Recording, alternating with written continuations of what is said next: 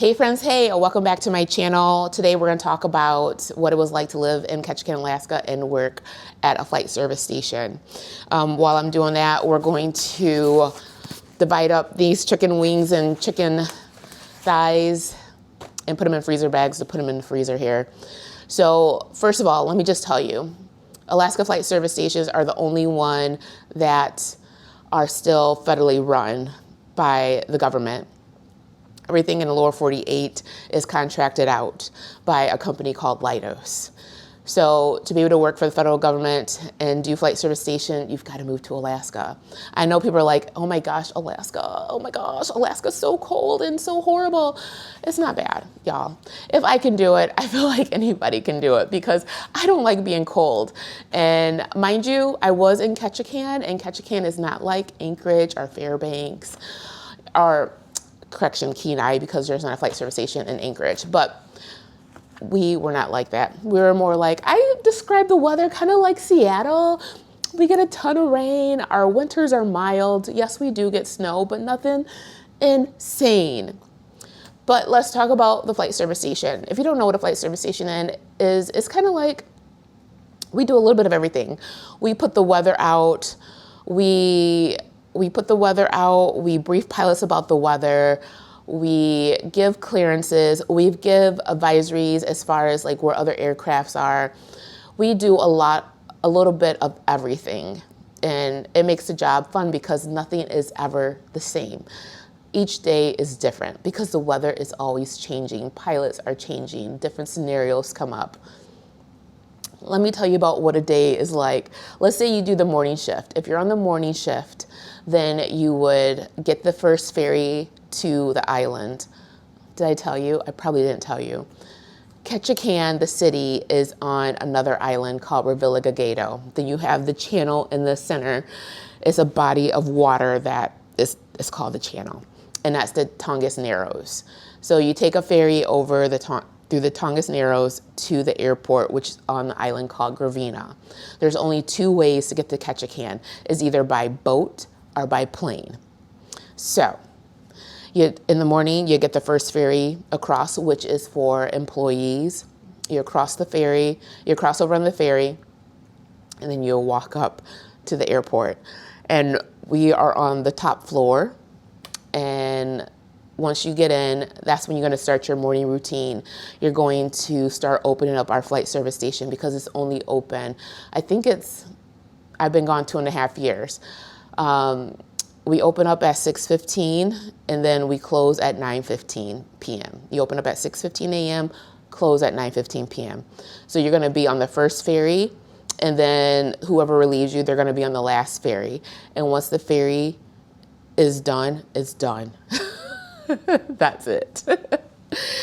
If you get stuck, you're stuck. They're not coming back for you. I think in certain emergencies, as far as like medevacs and stuff like that, they will have there's someone on call that will come and take care of that, because that's very important, the medevacs, because they're either bringing someone in that's really sick or taking someone out that's really sick down to Seattle. So in the morning, you get on the first ferry, you're crossing, and you go up to the flight service station.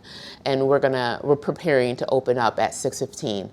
So what you're gonna do is you're gonna brief yourself about the weather. You're gonna brief yourself about the lower 48 all the way up, and then you're probably gonna brief all the way up to Juneau, just in case, someone calls you, hey, I need a weather brief. And you wanna know about the weather so you know how to plan your morning as far as if it's gonna be IFR, and we're gonna be crazy slammed with IFRs coming in. So we're dealing with runway traffic as well as channel traffic. And those are the aircraft that are landing on the Tongass Narrows. That's your float planes. You got your Beavers, your Otters, your Cessnas, and you don't know what could come up. So in the morning, you're briefing yourself about the weather, and then you're going to look out and make sure that the weather observations that are going out are accurate. That's why you have the human eyes looking as well. So we're gonna look, we have like different points where you should be able to tell, okay, that cloud base over there, that looks about 4,500. Oh, okay, oh, that's lower than that. So we got an overcast layer at 500. So there's little markers that are around. We have pictures where it looks like on a clear day. And if you can't see that point, then you know where the clouds are at. So you're going to put out the weather. You're going to, I don't want to say you call, it's like this handset that you pick up and you record the weather. And you record the weather, you let them know what the visibility is, the clouds, the altimeter, the temperature, all that good stuff that a pilot needs, as well as any NOTAMs that may be pertinent to our airport. Or if there is, let's say, some kind of TFR that's out there, you put that on the weather. So once that's all handled, and then we're sitting down, you know, we've talked about the weather, we know our game plan of what is going to happen. So you get your first flights coming in. Oh, correction, you have to call Juneau, because Juneau is our hub, like our main, that's where my manager was at. That Juneau is there 24/7. So they know if any aircrafts are being shipped to us. Here, let's spin down a little bit. Okay, so they know if we have any aircrafts inbound. So we're gonna call them, we're gonna say, hey, we're opening for the day, do you have anything? So Juneau's gonna tell us if we have any aircraft inbound, or if there's any like maintenance personnel on the runway and the taxiways on any of the movement areas. So once that is done, and more than likely we got it inbound, we're gonna get Ace Air. Ace Air is like a cargo plane that comes out, we get 2 of them. Christmas time, 3. Ace Air is coming out of Anchorage down to us and bringing like cargo, and they're going to take cargo back. So we're getting either that aircraft is about to land or it's landing, and then we're going to get a second Ace Air that's coming in. And then once they're down and clear, we're going to call Anchorage Center. We're going to say, hey, Anchorage Center, Ace Air 43 has arrived at whatever time. And then we'll get the other one in. So all that's going on. And then we have they're like a charter company. I think it's like a charter company. I don't think they're considered charter, but they're called On Express. On Express is coming out of Clowalk.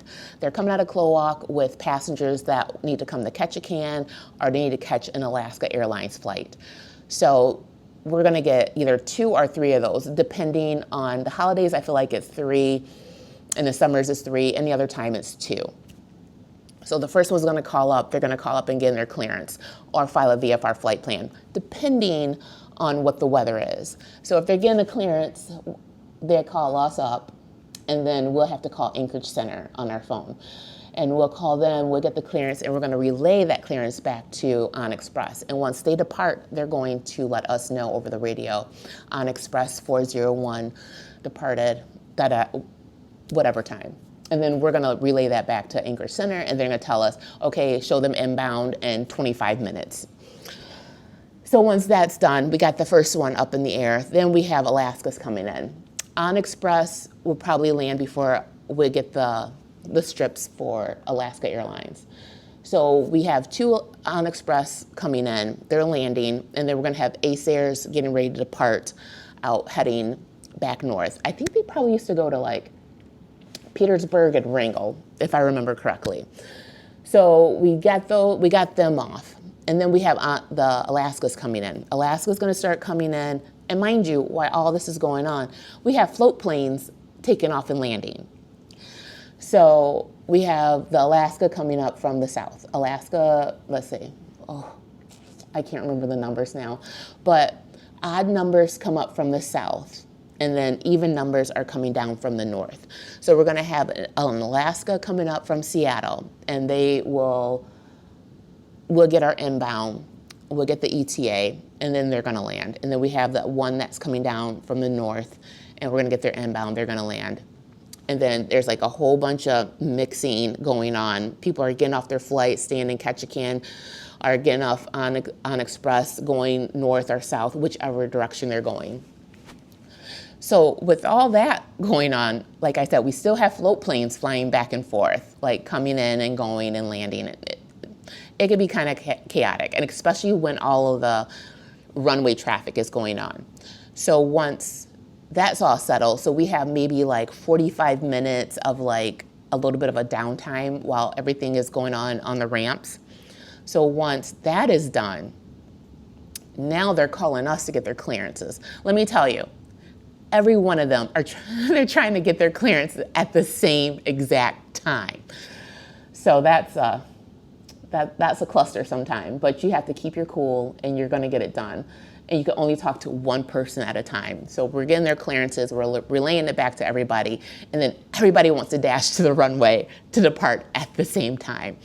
So because with being flight service, we don't give control commands, we just give them advisories, and we let them know very gently of possible things that should be done, because we do not give commands. So once that's all done and you got them departing, and then when they're IFR, they have to be spaced out a certain way in a certain time frame. So, you know, people are waiting and waiting and waiting. Don't get me started with the pilots who call up trying to get their clearances and they're still like 40 minutes ready from departing, and they don't let you know that. So you always got to think ahead of them, because if you don't, the whole lineup could be messed up.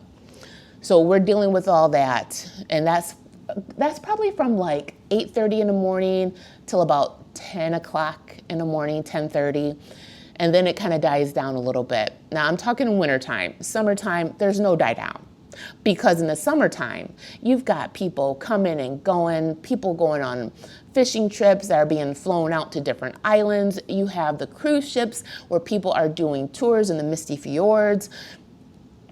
And it's very, very hectic and very, very, I want to say fun. It is enjoyable. It is enjoyable. It's a lot of work, and you're working hard, because in reality, you have all these people's lives in your hands. Like we don't give separation, but you got to make sure that you are telling them where these aircrafts are, and you have to be thinking where the next aircraft is going to be once they call you inbound. So you've got to be alert, and you got to be alert and take the job seriously. Is it worth it? Yes.